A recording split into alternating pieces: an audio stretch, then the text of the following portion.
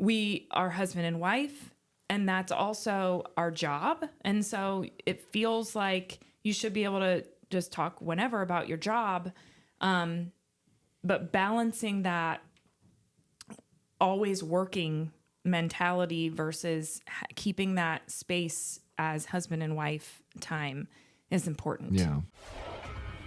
This is the Main Street Reimagined podcast, a show for people ready to turn visions into realities and ideas into businesses. Hey, I'm Luke Henry, and each week I lead conversations with Main Street dreamers who took the leap to launch a business, renovate a building, or start a movement. Their ideas, their mindsets, and their inspirations, as well as some of the highs and lows along the way. This is a place for dreamers, creators, developers, and entrepreneurs to learn, share, and be inspired to change your community through small business. Enjoy the show. Hey friends, Luke Henry here. This is the Main Street Reimagined podcast, and so glad that you joined once again. This is episode 9. Appreciate all of you who are sticking with us. Appreciate your feedback, your sharing with friends and family on social media or to someone else that may benefit from this podcast. So I am very excited today, a little nervous to be honest, for my guest, Lindsey Henry. Hello. Hi. My dear. So this is my wife. She and I have been married for 19 years in this month. Mm-hmm. And we have learned a lot through that time. And we've learned a lot about small business. We've really been a small business family for the entire time. And she has been along for a wild ride. We will probably talk some about what we thought life was going to be like when we got married 19 years ago, and then what it's turned into today. And those are two very different realities. And so it's been quite a journey. She's on a journey, now a small business owner herself. And so we're excited to get into this conversation. So yeah, this will be fun. This will be fun. I agree. So I'm looking forward to it. So Lindsey is the owner of LuLu's Toy Co. right here in downtown Marion. She opened coming up on 2 years ago. Mm-hmm. And so if folks are listening, they've never been to LuLu's before, tell us about that store and what they will find. So at LuLu's, you'll find specialty toys. So there's items in my store that can't be found at Walmart, Target, Meijer. Those vendors and companies only sell to stores like mine. You have to, fill out lots of information to get those companies to be able to sell to you, to prove that you are just a small little, mom and pop type store. And so you'll find those types of toys, learning toys, games, family games, individual games, trains, fidgets, all kinds of things.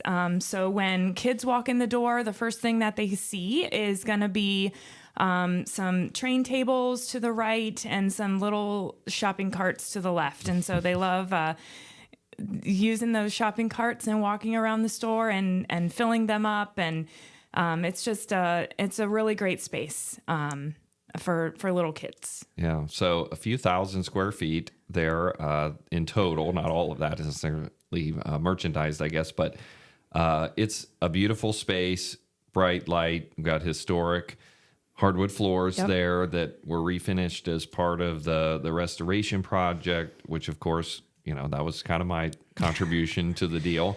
But then over 1,500 different toys, games, books, puzzles. I think that people are very blown away when they first come in. If they've never been in, they just kind of stumble upon it. They see the purple and white awning as they're driving down the road and they decide to stop in.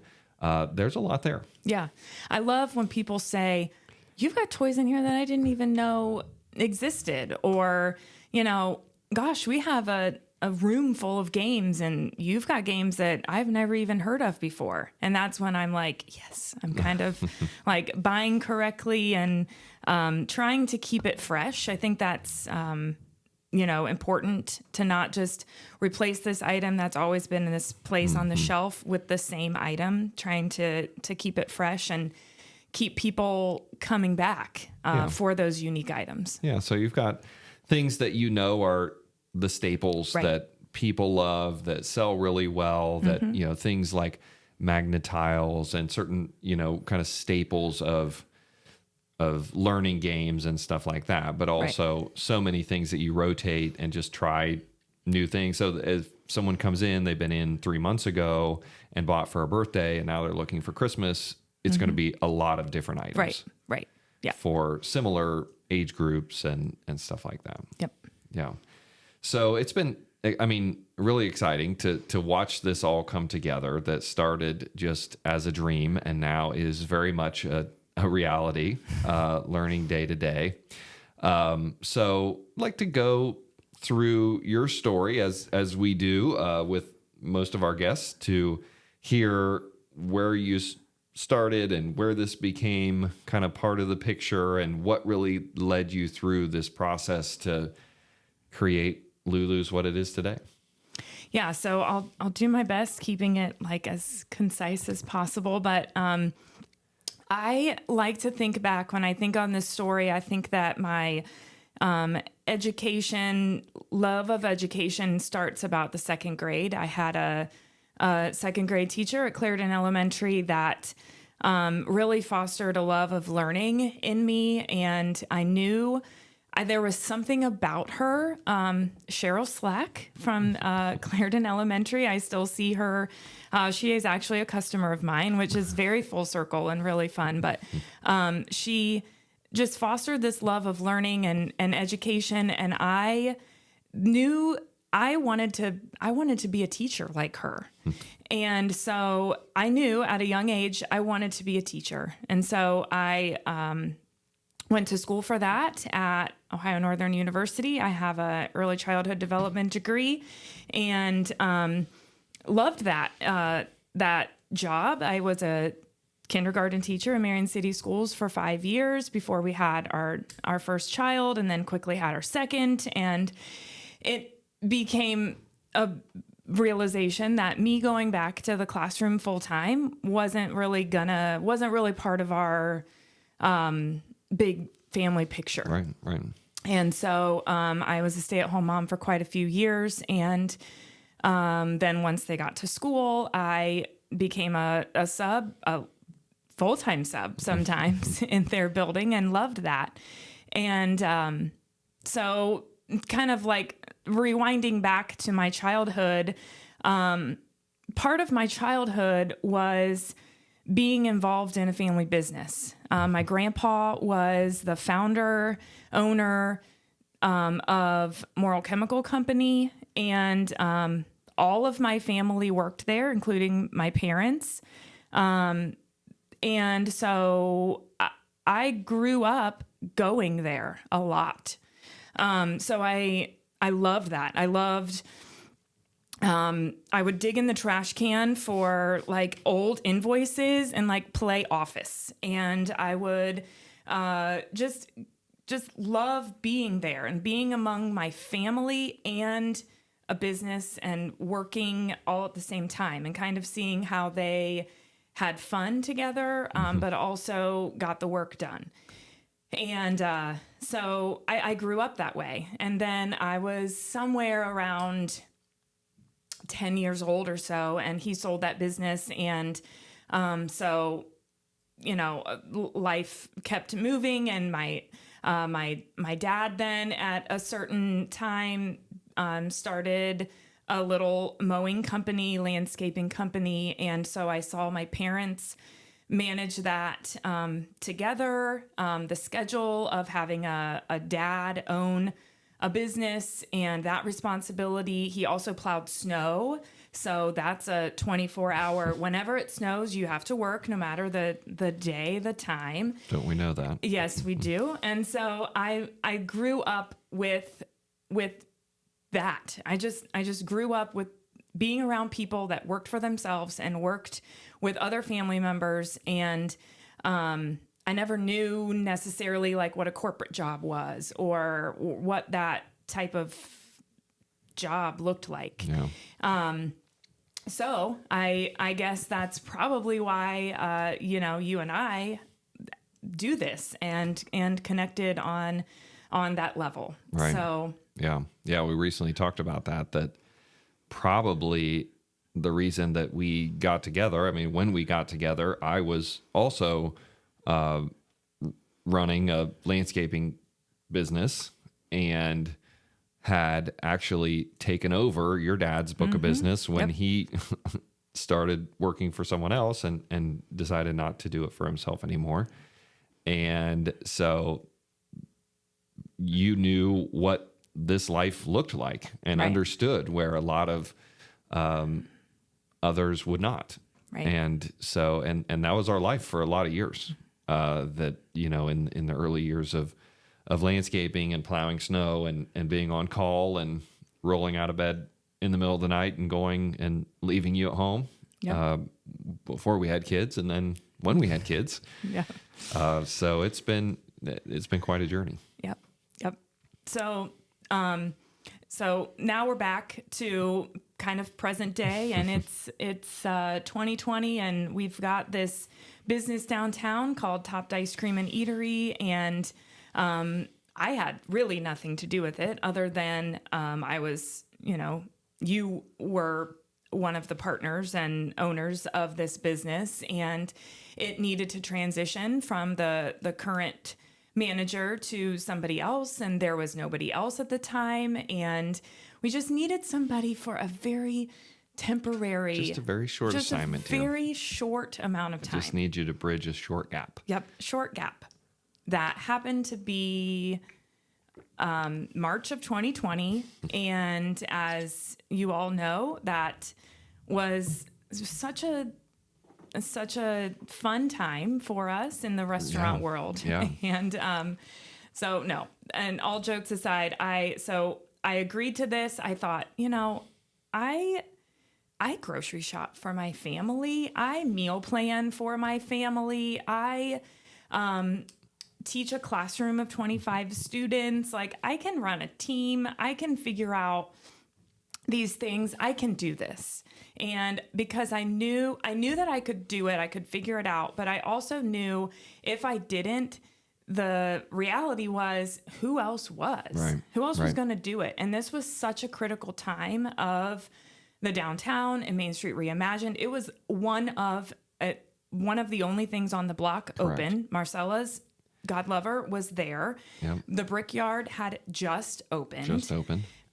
So like we really felt this, snowball like really starting to build, and I really felt like I needed to be the one to just take it over for this really little stint of time. But so I did, and that was March of 2020, and then the day that I officially took over was the day that Governor DeWine shut down all dining, all gathering of sorts. I mean, it was shut down after shutdown for a few days leading up to that, and then the day that I took over, it was official. And so that was not what we expected, not what anybody was expecting at that time. But we learned so much through that process, and I learned how to manage a team. I put together systems and processes. We got creative on things that we never thought that we would have to get creative on.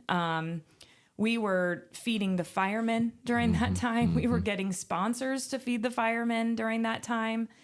Our kids were there. They were doing homeschool in the back room. I set up a little classroom back there for them because they were home and I just got a full-time job. Yeah. And so I had to figure that out. And so that's what that time looked like. And it evolved and it changed. And we had team members come, we had team members go. And I kind of was more active at times than not. And long story short, 6 months of me temporarily running that place turned into 3 years.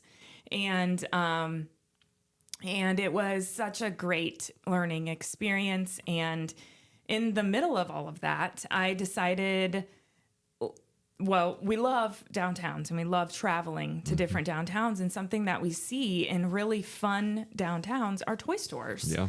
And we were in a Tip City and in a store called Topsy Turvy Toys. And we were out, for that Saturday with our family, and our kids just kind of scattered, and they were playing with this and playing with that. And we were looking around and just thinking, man, like Marion just really needs this. This is just so cool. We're seeing people come in and get their gifts wrapped for birthday parties. And so one thing led to another, and we actually, remember, we Facebook connected us with the owner of that store. Her name's Kathy. And so she came to town, and Kathy was not interested in another store. Right. But she was interested in helping someone. Yeah.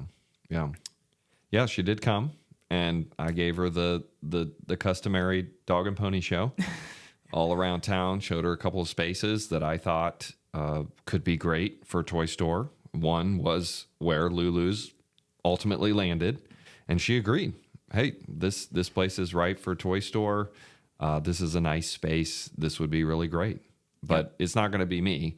But she did say that if someone wanted to do one, that she could be a resource, because she had 2 stores and had learned a lot through running those for 20 years. Yeah.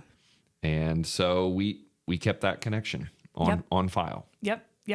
And I remember we were headed out for a big Henry family vacation, like a couple days after that. And so we had lots of window time to talk and listen to podcasts and dream and vision, and just kind of, is this visit us? other toy stores on that trip? Visit other toy stores we did, yes.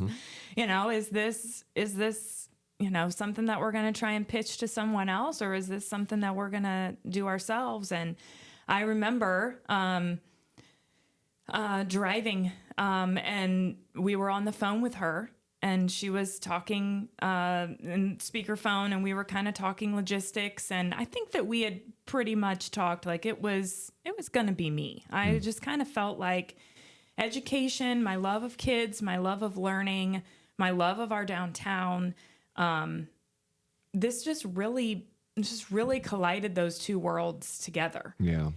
Well, I think something that Kathy talked a lot about on that visit was just how her passion is teaching kids through creative play. Yes. And so I think it took it from being just the idea of like, oh, toy stores are fun. Like toy stores, you can buy fun things. You can bring a smile to a child's face with a toy that you buy, to actually there's a whole world of learning that can be unlocked through creative play, through toys, through dress up, through all of that, which of course, I mean, is what you do day to day now.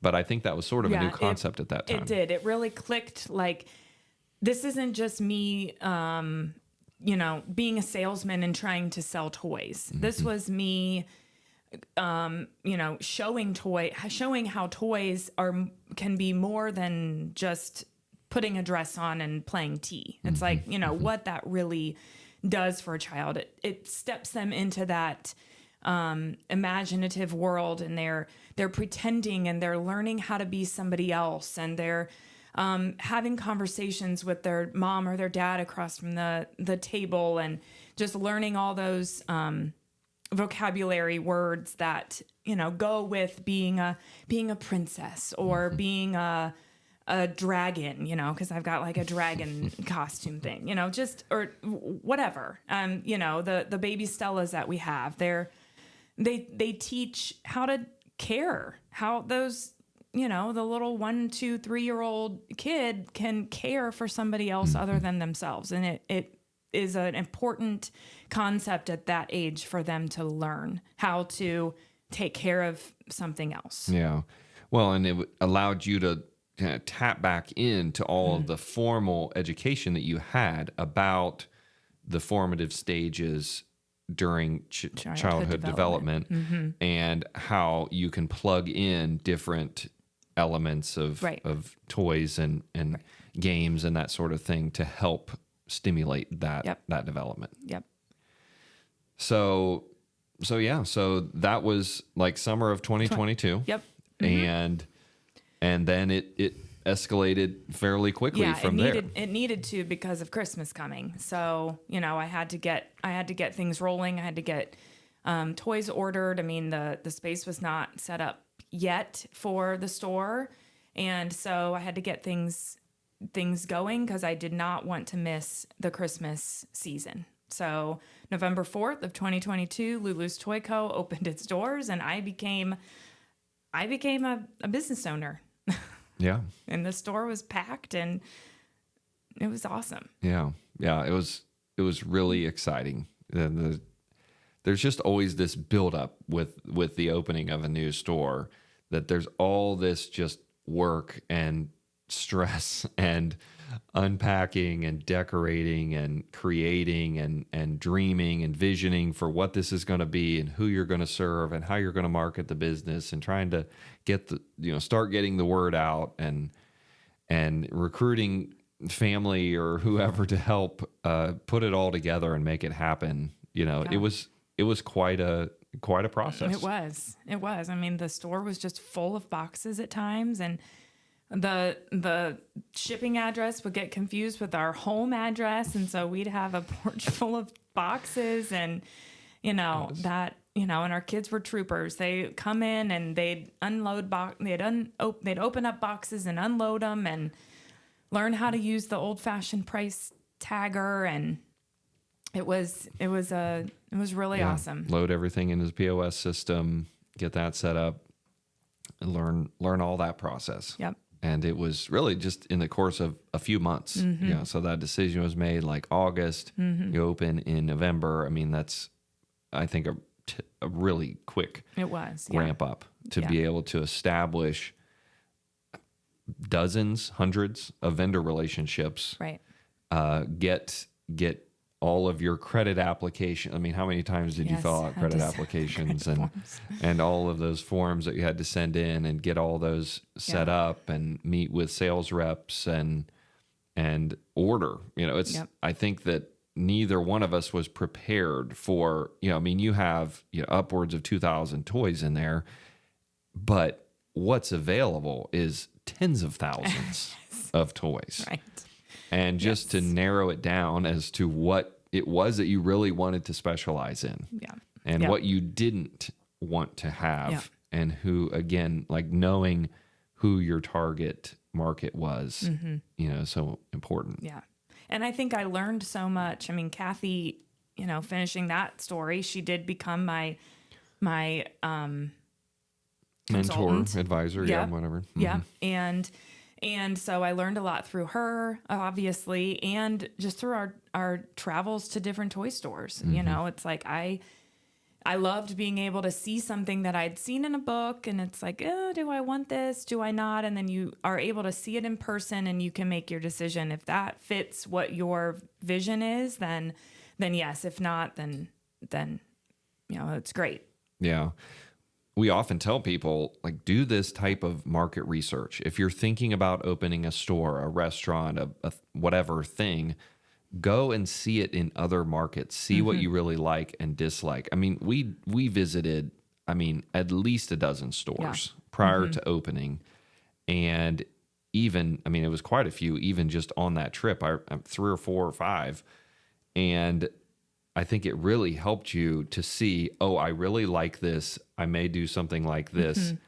I really do not like that. I don't like the way it makes me feel as a consumer when I walk in and see, this color palette or this merchandising or how they have the store set up. It seems uninviting or, all of those different things. Right. You are able to learn through actually going and seeing it and experiencing it on the other side. Yep, absolutely. Yep. And our kids, we could, see what they were drawn to and ask them, how did that store make you feel? What did you think of?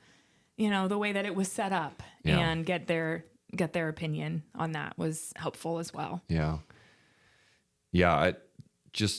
So kind of going down that road a little bit. So our kids have been involved in these businesses. So when you took over Topped, that was 2020, they were 9 and 7. And now 5 years later, they've been involved with Topped. They worked there all the time.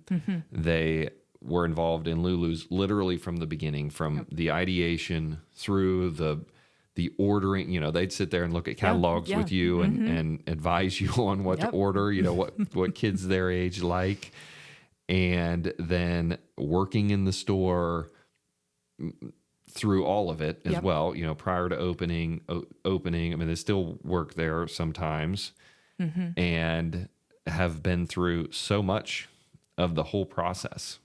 Talk a little bit about what that's been like, seeing them be involved and the types of things they've learned as a result of being involved in these businesses. It has its good times and it has its stressful times. The good times are when they greet the customer, when they know how to give change back, they know how to count the money, they know how to talk to people.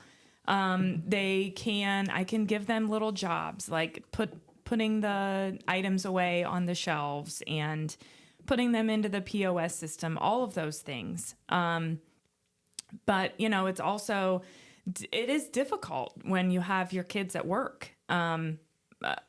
They're there all the time, if they're with me, and, just trying to give them little jobs and make sure that they are not bouncing the balls as hard as they can and hit a customer or, whatever. It's just, I'm still their mom. But I'm also trying to run this business storefront at the same time. So yeah, it's been interesting seeing those jobs evolve as well. When they first started, they were cleaning tables, they were, taking out trash, like kind of the most basic functions, and then it evolved to they were making food, they were scooping ice cream, they were making milkshakes and working the register at Topped, and then they. LuLu's started working the register. Then it was making recommendations for toys for all these different ages. Olivia especially really has enjoyed that and, really has studied that and listened to you and watched your interactions with people and can make some of those same recommendations and then involving them in marketing. So, making videos, editing videos, helping come up with ideas, being models in videos for different toys and games and that sort of thing. So, just always trying to find ways to get them involved, and just get them involved. Like, how can they be involved in this and not feel like it's something that just takes up more of mom's time, but something that there are things that we can do together. And give them some ownership in it as well. I think is really important. And being a small business family, these businesses are, it's the stuff we talk about around the dinner table as we travel, as we travel, we're listening to How I Built This podcasts or different things like that. We watch Shark Tank all the time on TV, and it's just the way that we live our lives. They're just used to talking about this stuff, learning about this stuff. We talk about we've started having more conversations around like costs and the financial side of business and understanding how to price things and what it takes to control costs or drive a profit or market and those sorts of things. So, I think that they're learning a lot of that just through osmosis. Cause maybe you and I are talking about it and they're learning listening. it. They're always listening. So, learning those things as well. So, it's a unique perspective, I think, with being a small business family. And, you know, at one point, our family, whether ownership, exclusive ownership or partnership, you know, we're involved in like 10 different businesses at the same time. And it was a lot. Now we've pared that back a little bit now. But I think that we grew a lot through those experiences. Our kids grew a lot through those experiences, and our relationship, you know, has had to evolve through those experiences as well. Yes, very much so. Yeah, and once again, that's not where we ever thought that we were going to land. Right. But maybe that's another whole conversation. But one of the things that you and I talk about sometimes is just people look at us and say, well, how do you do it all? Or they say, well, I don't think that I could have a business because I've got kids, or, you know, my kids are involved in activities and, you know, we can never make that work. What would you tell them? I would, because I thought that same thing. You know, I thought that exact same thing. I look at moms and I'm like, how do you do that? But I think I personally had to look at what are some non-negotiables? What are some times in my day that I have to give to my kids? And that non-negotiable that we talked about before I said yes to LuLu's it was important for me to be home when the kids got off the bus. I can still take them to school. The store's not open at that time, but it was important for me to be home when they get off the bus.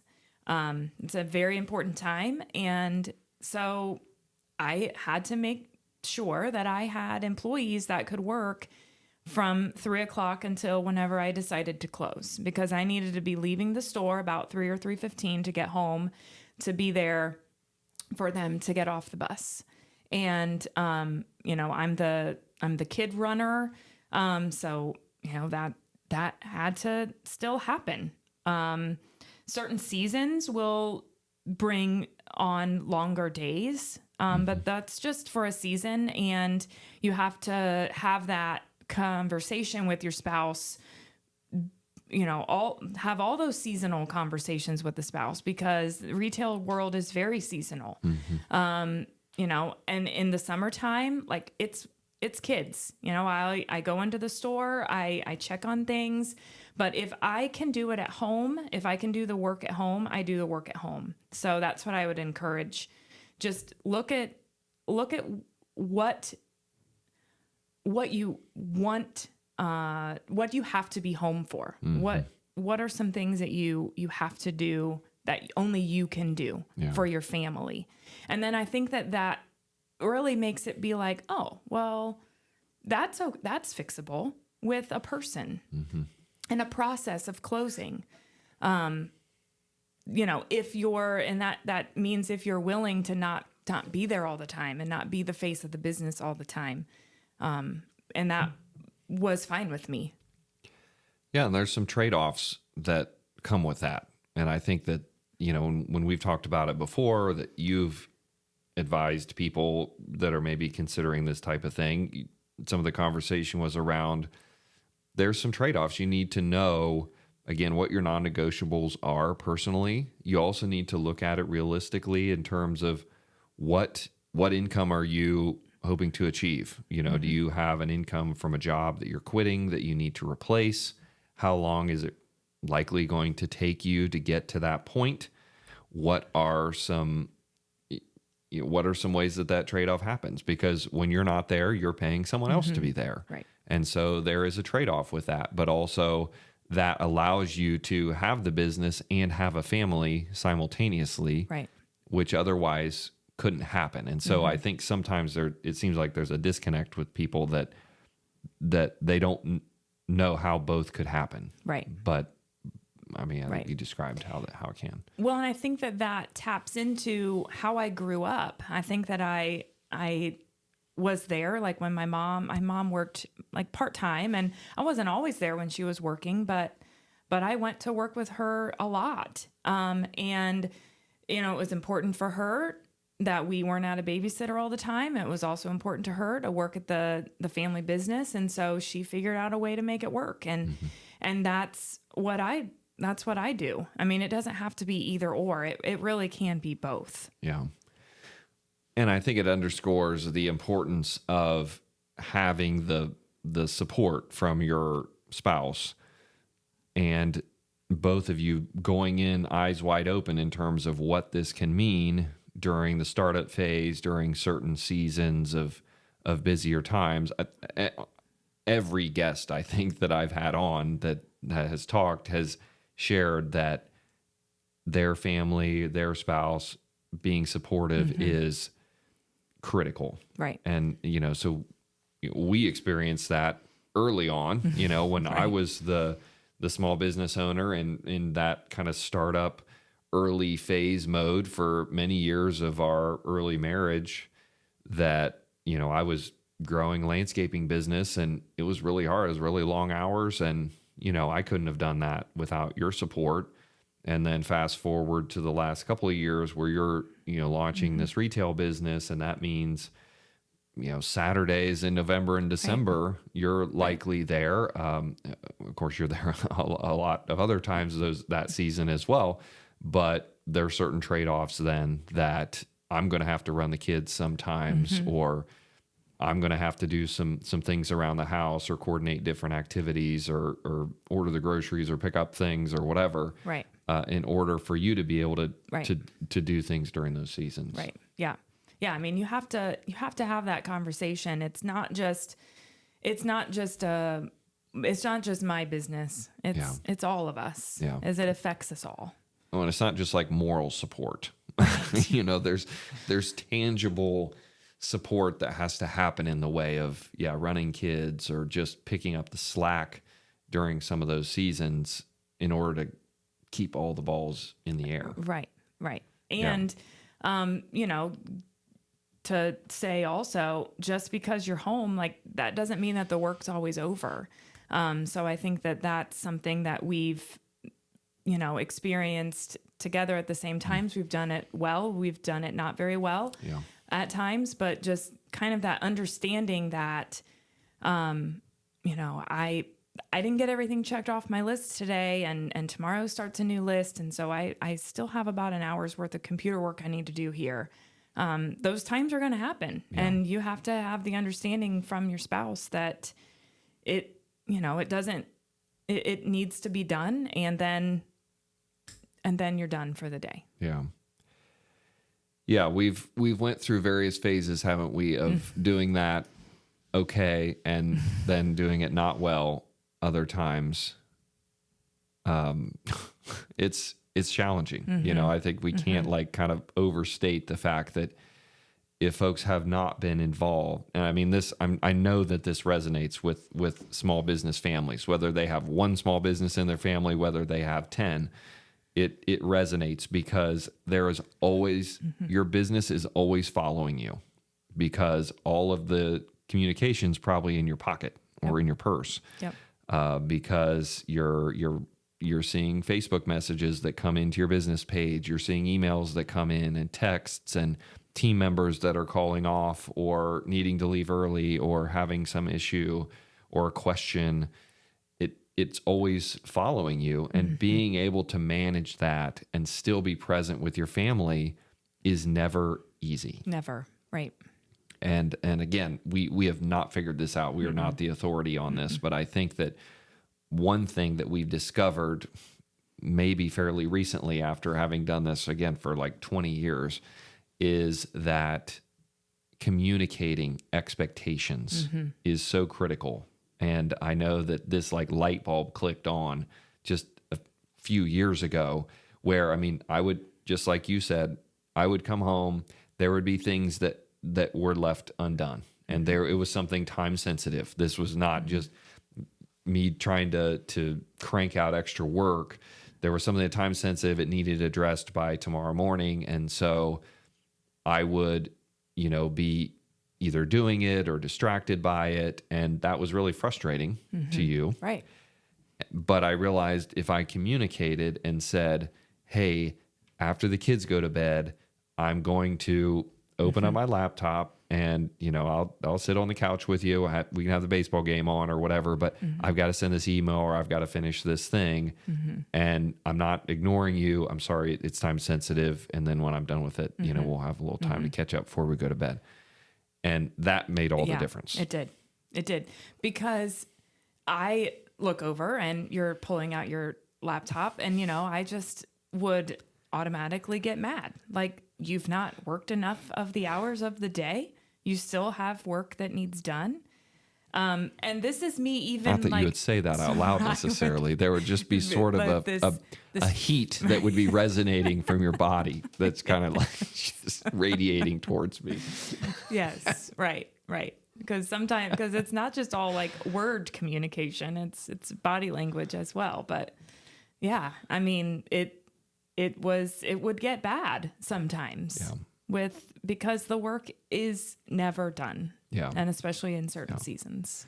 Well, and I think that when the tables sort of turned, right? I mean, what did you discover? That I sometimes needed to pull my laptop out and get some work after the kids went to bed. Yeah. And, so maybe that's when the light bulb, clicked and we learned how to communicate with each other.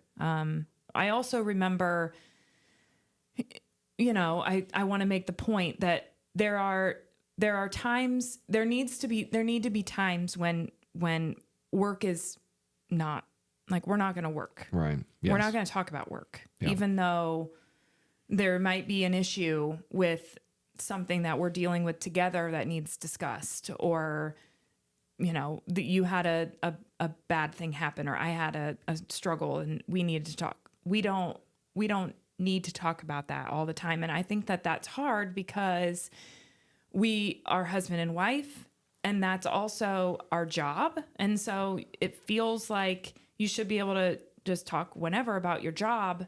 But balancing that always working mentality versus keeping that space as husband and wife time is important. Yeah, can be very challenging. I think the people that do it well that we've talked with and observed, they do a pretty good job of compartmentalizing, where when they're at work, honestly, they're probably not talking a lot about things at home, the frustration they had with, a kid's behavior or something like that. And when they're at home, they're trying really not to talk about work. They're not talking about the thing that, their spouse did in the office that aggravated them, or that somebody else did that they really want to get off their chest. And it could be a really tough tension because, we often talked about this where it was, well, I'm not talking about work like between us, but as a spouse, we often talk about work to kind of like get things off our chest or help verbally process.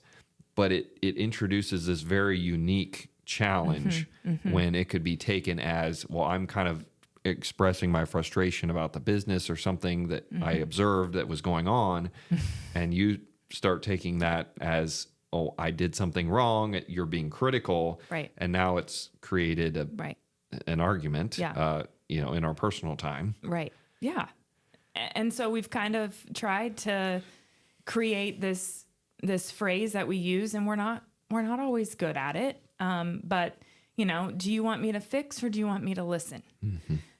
Because I think that we both at times want to just fix, but that's not always what the purpose of the conversation is for. I just want to tell you that nobody walked in my door today, and it made me really sad, and it made me question what I'm doing.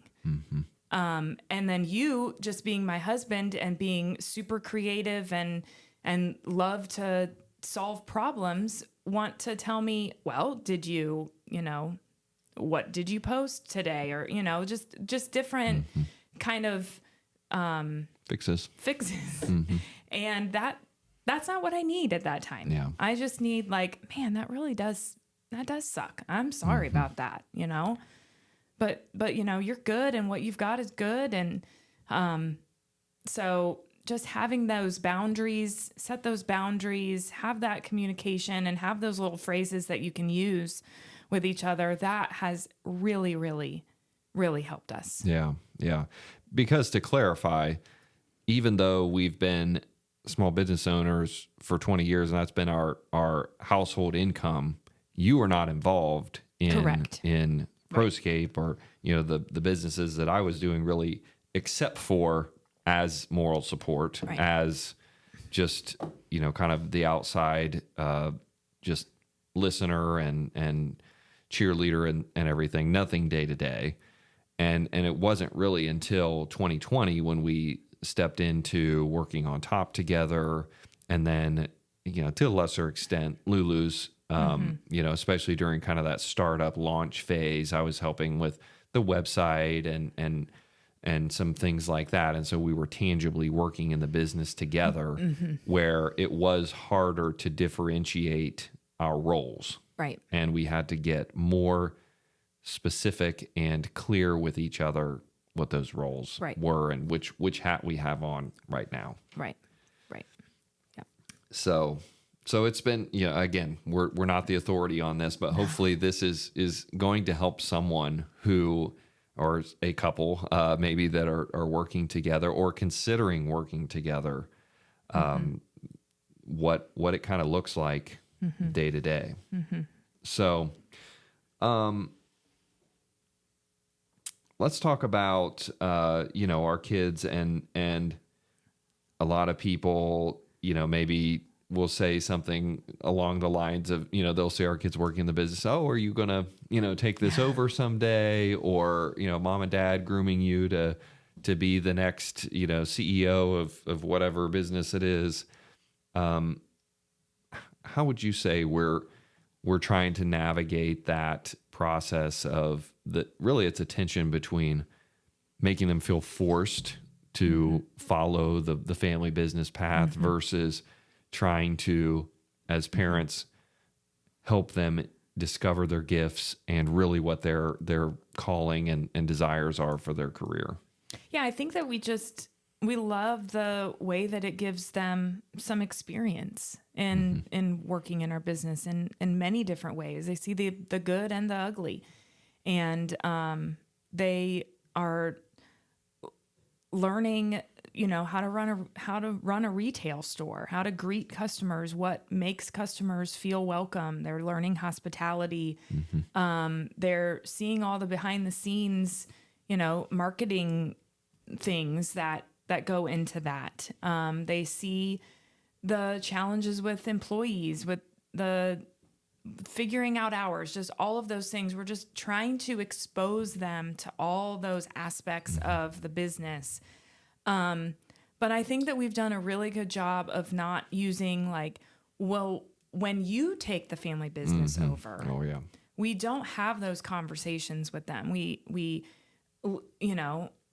Olivia would say we force them to listen to businessy podcasts, but we just want to give them that experience because they've got to have something in them. We both feel, we've talked about this before. They've got to have something in them that one day they're gonna, if they get this, if they, go along the path long enough to have a boss and they don't start their own thing on, before that, they're gonna see that it's different working for someone, and because they never saw their parents do that. But we just try and give them the experience of that side of things, and then we also, we talk about college and what that's going to be like, and where would you want to go, and what would you want to be, and we just really try and give them both sides of that. I do not want them to feel the pressure of taking over the real estate side or Proscape or any of our smaller businesses like LuLu's, but let them see what it takes. Maybe they get an education in something and they want to open their own business that relates to that. Give them those experiences now at this age. Yeah. Well, we've often said that there's really no way that they can't get a pretty good view of what it takes to run a small business living in our household. And so it seems as though it probably will do one of two things. It'll either drive them towards it and they're attracted to this life and living, a small business lifestyle, which I don't mean that necessarily in the glamorous sense. Right. I mean that in the sense of, it kind of is a always on, figure it out. You got to get scrappy and creative and work hard and all of that. Or they're going to say, I've seen that. I saw my parents do it for all of my growing up. And honestly, that's not what I necessarily want for my life and for my family. And I think that it might be challenging to, watch them go a different route in some aspects. But I also think as parents, we want them to really find something that aligns with their gifting, right, and really brings a positive impact on the world. Yep. And if that is a small business, then great. Yep. And if it's not, then great too. And what we have told them is, hey, you can still be entrepreneurial. You can still apply all of the leadership things that you're learning as part of this journey. Like, that's what's most important, I think, right, is the character that we're hoping to develop, and hopefully that we're modeling through the challenges that we're overcoming and the way that we're growing through all of the difficulties that come with daily running a small business. Yep. It's truly been what has shaped who we are. It has. Yep. You and I mean, often and have recently went down the path of, sort of, had we taken the fork another way back on the road, when we were kind of choosing our own adventure. And, we thought that when we got married, I was going to be a pharmacist, you were going to be a teacher, and we were going to live in a subdivision and have 2.5 kids, and that'd be it. Yep. We would just kind of do the normal American dream thing, and that's not the route we went at all. And I think that we both agree that, yes, while there are some attractive aspects to that, again, namely like not having your business follow you everywhere, we also would be so much less than who we are today because of the challenges we've overcome, because of the things that we've had to endure, because of the heartbreak, because of the real kicks in the teeth that, we've gotten from situations and from COVID and from team members that have disappointed us, that have hurt us, that have, done really nasty things, when we were trying to be helpful to them in their lives. It's shaped who we are. Yep. And I think we're better for it. Yeah. And there's been many, many times that we've looked around and we've been through those situations and we're like, well, it's just us, like we're it, I'm dealing with this really hard situation that I can't, share with anybody else. I can, I'm sharing it with you. And so we have that connection. And I think that it's brought us closer together because of that, those experiences that we've had. Yeah. So oftentimes on the podcast here with others, I've talked about like the joys and challenges of small business, and we've outlined some challenges here recently. But what are some of the bright spots that you've seen through this journey of starting and growing a business? Yeah, I love watching a kid, if it's the 100th time they've walked in my store or it's the first time they've walked in the store, that the face, the eyes light up, the grin, whatever, the squeal, whatever the emotion that they are, that they show when they walk in the door and, get that little shopping cart and push it all around or play with the toys that I have set out. That is, it brings me so much joy. I love helping people find what they came in and they were looking for. They might not have, they knew the age of the child that they were shopping for, and they knew the event that they needed a toy for. But if I may, I'd like to share a story of one of my favorite customers. Her name's Judy, and she is a great grandma. And she is getting ready to go visit her great grandson, who's 9 months old, here in a couple weeks for the very, very first time.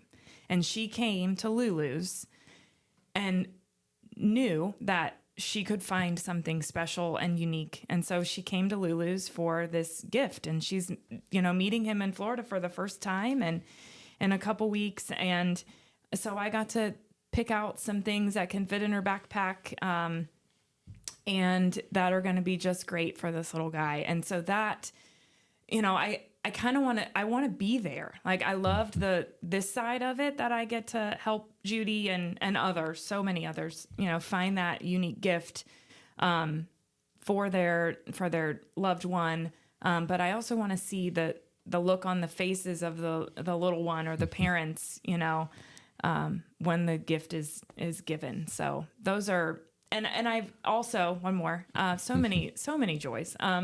Just collaborating with the other downtown places. My next door neighbors are some of my friends, Jenny and Maria, Spruce and Sparrow. I mean, they just, there are things, once again, like you and I have experiences that we experience differently because we're together and we're in business together, and we understand the other person well. That's the same as them. If it's a really slow day, I can, usually pop over and like, it's probably been slow there.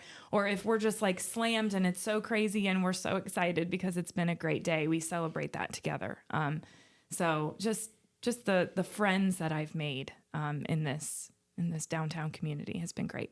Yeah. Yeah. Well, it's become such a part of our lives. Yep. Of obviously, this whole downtown project, and you were totally supportive from the beginning when I set out with this crazy idea of fixing up downtown buildings and trying to turn things around and create this district of shopping, dining, and entertainment in a pretty barren space in the beginning, and have really not only been so supportive on the tough days that I've had as well through the whole process, but also investing yourself and your gifts in helping to create something really special has been a joy to me. I mean, and again, we've definitely felt the highs and lows together, and that's hard also. I mean, I think that it's worth mentioning again. This probably resonates with some other small business families or couples, and that is when we've both had a really tough day or we've experienced a setback for something that kind of affects the downtown in general or whatever. It's tough for us to really support each other when it's like, I've had a down day and you've had a down day, and we just kind of both don't have a lot left in the tank. Yep. But there's an expectation for us to go home. We still got to be mom and dad. Yep. We've still got to be husband and wife. But in the back of our minds, there's this nagging feeling that things are not going well. We experienced this setback. We experienced the emotion of it and are processing it and still trying to be strong for each other and the family. And sometimes that is hard. Yeah, that's hard. That's hard. And I think that we are, starting to get better at like vocalizing this with our kids. I think it's been important to us to know, like, they can sense, they know when when we walk in, and we look a little bit, down in the dumps, or we're not like as, talkative with each other. They can tell, they know. And I think, that you got to talk to them about that. Yeah. They need to know. Yeah. Yeah. Yeah. It's been a realization that we've had. And as they're getting older, obviously it's more appropriate than it was when they were, 7, 8, 9 years old. Right. But to share, along that journey as well. I mean, they see some of the good things, this life affords us some opportunities sometimes to be able to have a little flexibility in our work, or some of those other kinds of benefits. Not always, but sometimes. And we are committed to giving them the whole picture. And sometimes that is those tough days and talking through that. So, I think it's important for us to show our kids that, we don't have it all figured out, and that, there's being strong, but there's also something to be said for being vulnerable, especially with the people around you that care about you, and being able to process your feelings and not just stuff everything and then have some unhealthy explosion right on those same family members. Right. So That's for sure.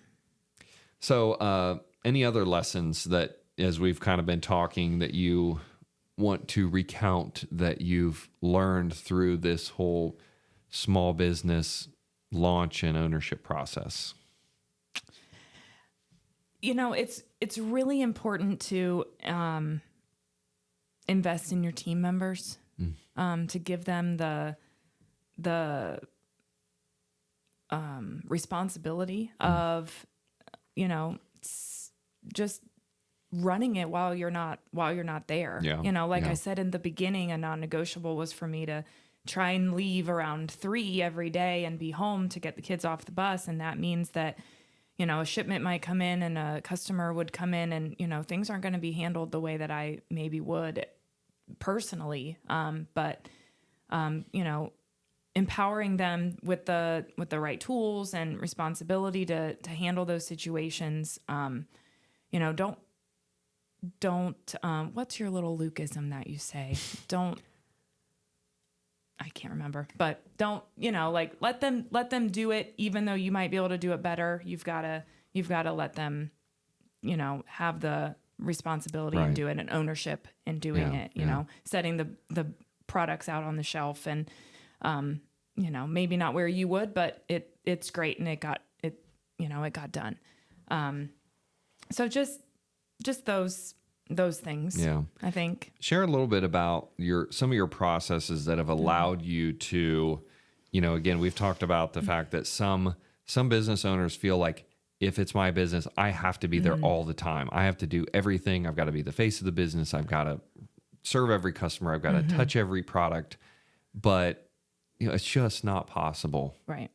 Especially not if you have a family, especially not if you want to have some balance in your life and not, flame out in an unhealthy way. Right.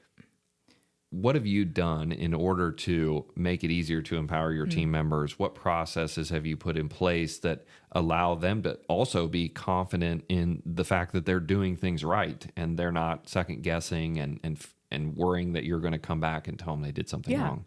Yeah. So, I've created an employee handbook, and the first day of their job, they read through the employee handbook. I highlight some things on my own and then let them read it on their own. And then also, on their own, I give them a list of certain scenarios of customers that will come in and what they're looking for. They're looking for a toy for a 4-year-old little boy for his birthday. He loves dinosaurs and trains, and he has every toy, under the sun.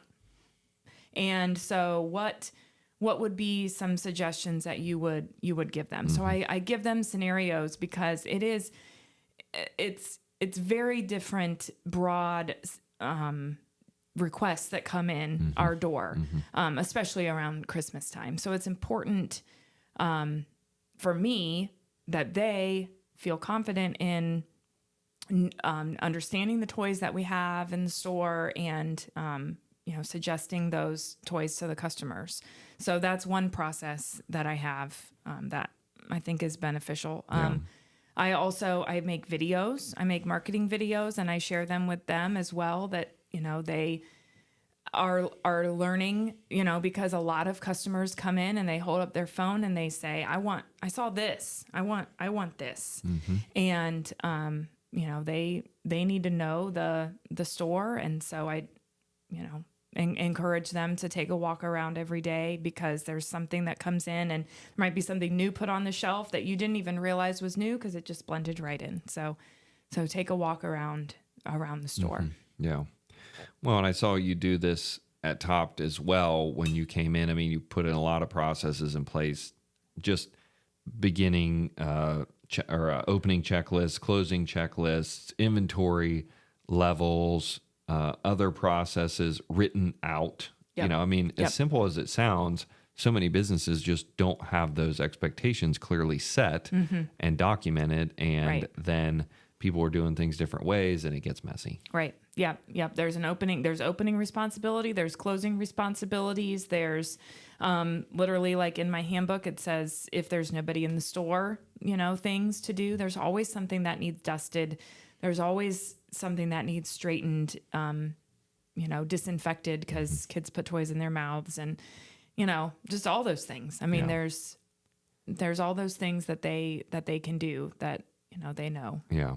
And then training and modeling the hospitality aspect, which is something that we've talked about so extensively, starting with getting in, to a hospitality business, but really it applies just as much in a retail business too. Yeah. Yeah. That really is something I'm passionate about.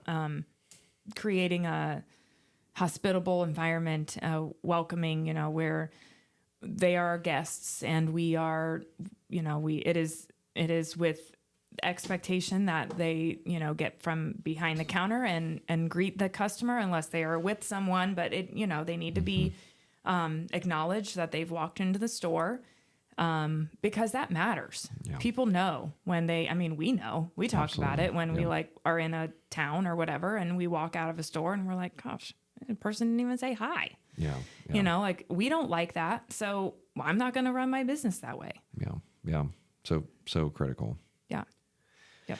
Well, I'm sure we could talk all day. We sometimes do. But for the purposes of the interview here, I think we've dug into some really cool topics that I hope are helpful to some people out there. Again, maybe they're considering a business. Maybe they already have one. Maybe they just really feel understood, as we're trying to be open and vulnerable with some of the challenges that we've had with family business and just having small businesses.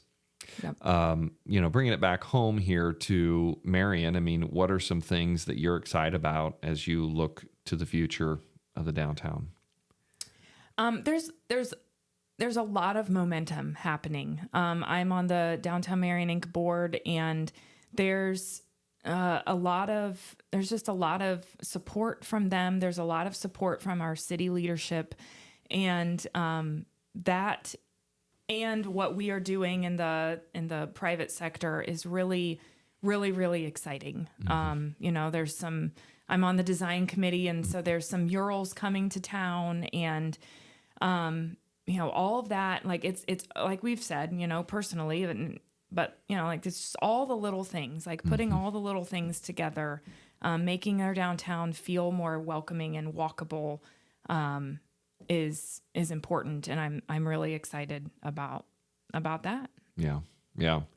If folks haven't been downtown recently, you're listening to this podcast and you live anywhere local-ish to Marion, we invite you to come down. Things are ever evolving and changing all the time. We've got really some of the very best boutique and specialty stores around. I would put them up against in any small town, and we've went to a lot of them to check out these places. And so I'm really proud of the people that have taken the courage to step out and open these places. New restaurants coming, just more amenities, and just so many little things, as you said. Yep. So I invite folks to come and explore, support our local small businesses. One of our purposes with this podcast is just telling the story behind these businesses. And I think that it really matters when you're able to support a place because you know the owner, because you know the story behind it, that they're doing it with a why that matters. And it's not just to make money for themselves. It's because they really want to do it for the community and for the people here. So thank you for your continued investment in our downtown. And, obviously I'm super appreciative of what you do for me personally, for our family, and for our community to make us all better. And we're excited for LuLu's growth.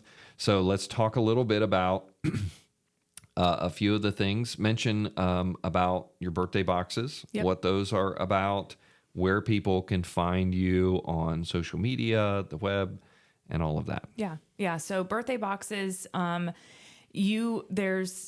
a link on my Facebook page. I share it frequently, and I share it out on my newsletter. We consider ourselves the toy experts. We know what we have, and we know what kids like, and so you just fill out a form. We've got different levels of prices, and we can ship it straight to the birthday party, straight to the birthday child, to you. You can put your own spin on it. It can come wrapped. It comes with a card. You fill out the interests of the child and the ages, and we take it from there. So you look like the hero when you show up to the birthday party with, this really well wrapped and well thought out gift. 196 West Center Street is my physical location. LuLu's Toy Co. on Facebook, and lulustoyco.com is my website. Yeah. So encourage folks to check those out. It's really a great experience. It brings out the inner child in everyone. It's fun to watch adults of all ages as well. You have some nostalgic toys, things that we played with in our childhood. It's just so fun to watch adults be like, oh, I remember this. And they're literally you can see it on their face. They're transported back to their 7-year-old self at their grandparents' house playing with this thing, or, it was their favorite toy growing up or whatever. So those are really fun experiences. So we encourage people to stop by, to check it out. Or again, you can literally ship to anyone. In the lower 48 here, in terms of they've got a grandchild in Texas, and they live even in Pennsylvania. They can order from LuLu's. Yep. You can pack it, wrap it, ship it, and at several different price points, very affordable. The shipping is affordable. And is something that's going to be totally unique, that they're probably not going to find on Amazon. They're not going to find at a big box store. And the combination and just the expertise that you bring to that is really cool. Yep. Okay. Well, this has been another episode of the Main Street Reimagined podcast. Thank you so much to my guest, Lindsey Henry from LuLu's Toy Co. And we look forward to hearing your feedback on this episode. We hope that you'll share it with someone someone that could benefit from this episode, and hope to have you back for the next one.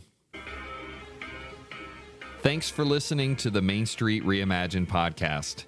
To learn more about Main Street Reimagined, Henry Development Group, or our work in downtown Marion, Ohio, please visit mainstreetreimagined.com.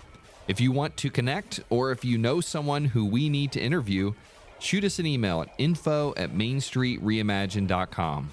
Until next time, keep dreaming and don't be afraid to take the leap.